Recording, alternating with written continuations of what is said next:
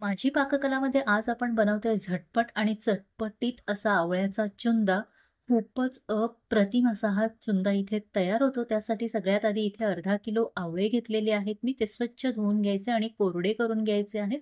जराही पाणी इथे राहता कामा नये. आता जाड दाताची किसणी घ्यायची आणि हे सगळे आवळे आपण किसून घेणार आहोत. शक्यतो जाड दाताचीच घ्या म्हणजे पटकन आवळे आपले किसून होतात.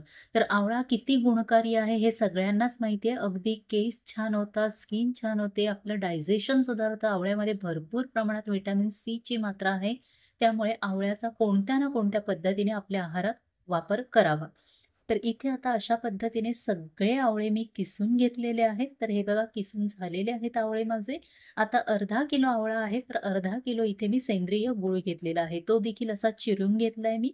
जाड बुडाची एक कढई घ्यायची, त्याच्यात तळाशी सगळा गूळ असा घालून घ्यायचा आणि वरनं 1 चमचा तूप सोडते इथे मी आणि त्यावर आता आपण जो आवळ्याचा किस काढून घेतलेला तो इथे वर आपण ठेवून घ्यायचा आणि 5 मिनिटांसाठी झाकण ठेवून लो टू मीडियम फ्लेमवर होऊ द्यायचं. म्हणजे आता इथे गुळाचं पाणी झालेलं आहे.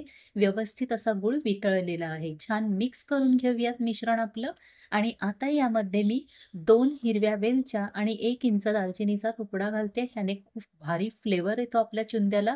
12 मिनिटं झाकून ठेवायचा आणि आवळा छान शिजवून घ्यायचा. 12 मिनिटांनी तुम्ही बघू शकता यातलं पाणी बऱ्यापैकी आटलेलं आहे. गुळाचं जे पाणी होतं ते. आता यामध्ये पाव चमचा आपलं काळं मीठ, पाव चमचा साधं मीठ, अर्धा चमचा सुंठ पावडर, अर्धा चमचा लाल काश्मीरी मसाला, त्याचबरोबर 2 चिमूट इथे मी काळी मिरी पूड घेतलेली आहे आणि अर्धा चमचा वेलची पूड घातलेली आहे आणि हे सगळे मसाले व्यवस्थित मिक्स करून घ्यायचे.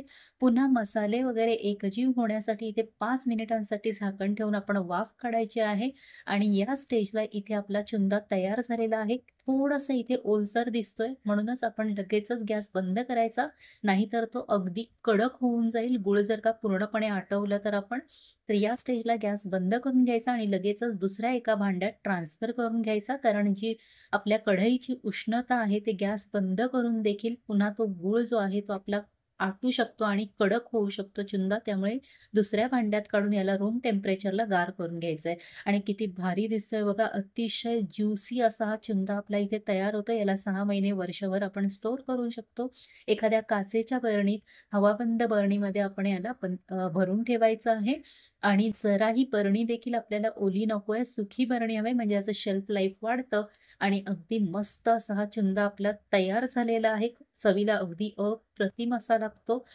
तर एकदा नक्की करून पहा. रेसिपी आवडली असेल तर रेसिपीला प्लीज लाईक आणि शेअर करा. त्याचबरोबर चॅनलला माझ्या सबस्क्राईब करायला मात्र विसरू नका. थँक